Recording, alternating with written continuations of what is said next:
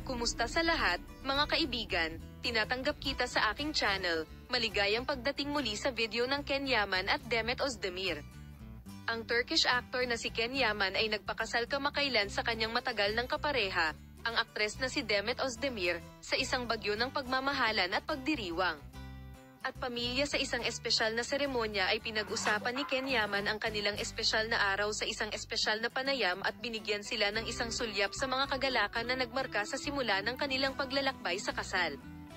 Mula sa sandaling magising kami sa umaga ng araw ng aming kasal, nagkaroon ng hindi maikakailang pananabik sa hangin, paggunita ni Ken Yaman, na ang mga mata ay kumikinang sa magagandang alaala.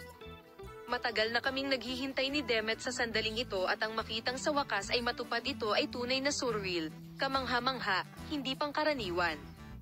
Nakasuot ng mag-agarang damit na angkop sa okasyong ito, ang mag-asawa ay nagpakalat ng kaligayahan habang sila ay nagpapalitan ng mga panata at pumasok sa isang bagong pahina ng magkasama.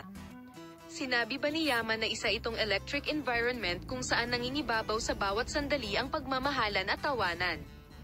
Ang aming pamilya ay nagniningning sa pagmamalaki at ang aming mga kaibigan ay naroon upang suportahan kami sa bawat hakbang ng paraan.